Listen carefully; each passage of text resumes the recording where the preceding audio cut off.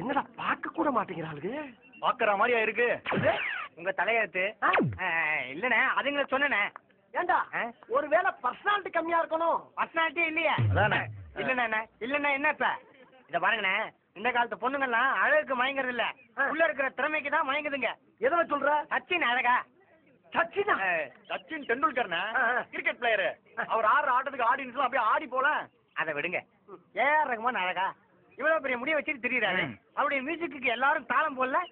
அதே மாதிரி தானே உங்களுக்குள்ள இருக்கிற திறமையை எடுத்து விடுங்க. வச்சுட்டா போயிரும்ல.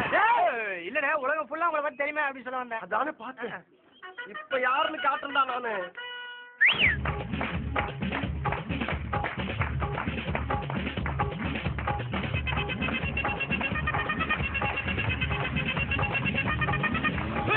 அப்படி போட போட போட அத்தி போட கண்ணாலே, இப்படி போட போட போட இழுத்து போட கையாலே.